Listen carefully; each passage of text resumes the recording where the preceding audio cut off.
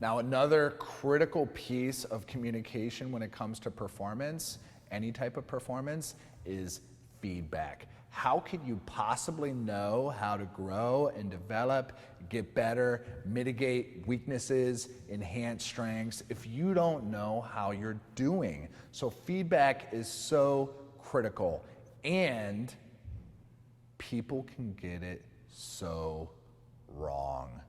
Think back to a coach, choreographer, agent, boss that you hated. The reason why you hated them is probably because the way that they gave feedback, or maybe they didn't even give feedback, but the way in which they gave feedback sucked.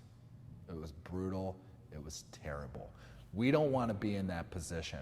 First off, we need to be able to provide feedback to ourselves after reviewing a performance, and in some cases, we need to be able to give feedback to other people. And so I want to offer a couple strategies in this module of how you can give good feedback to yourself as well as others. Strategy 1, if you want to be able to provide effective feedback to another person, how you deliver the feedback and the structure in which you deliver the feedback is going to be really important. So one way of doing that is as follows. Identify situation, behavior, and impact.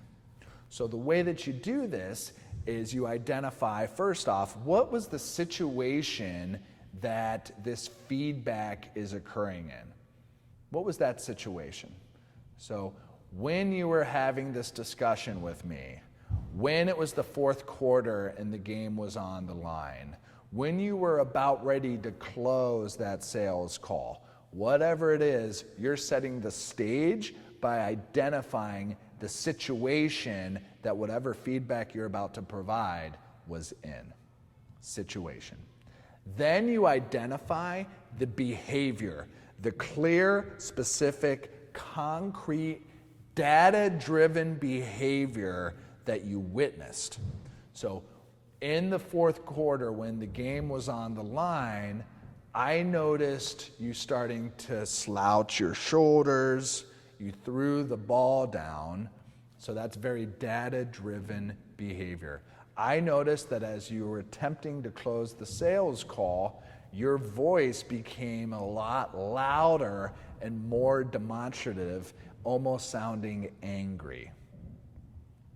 So you're offering this data-driven behavior.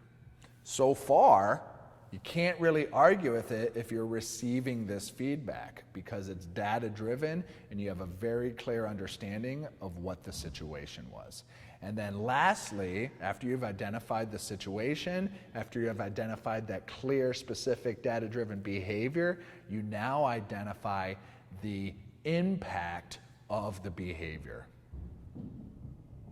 So in the fourth quarter, when the game was on the line, you started to slouch down and you threw the ball down, and it appeared as though your teammates started to turn their backs on you.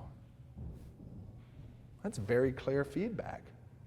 You have a situation, behavior, and impact. When you're about ready to close the call, your voice became a lot louder and demonstrative, and a lot of individuals started to shift in their seat and appeared to feel uncomfortable.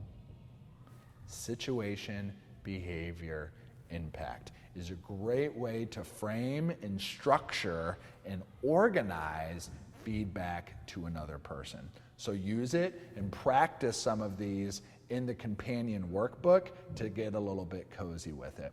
And the second way in which we can provide feedback, and this one actually is really valuable to use with ourselves to assess how we did in a particular performance, is known as well, better, learned. So after any performance, whether that was a recital, a game, a film, you sit down and you consider, what about this performance did I do well? What about this performance could I do better? And what did I learn about myself or the situation as a result of it. So what it does is there's some of us that are super critical. Even if we have a kick-ass performance, we're going to only focus on the things that we could have done better. So for those individuals, it forces you to think about what you actually did well.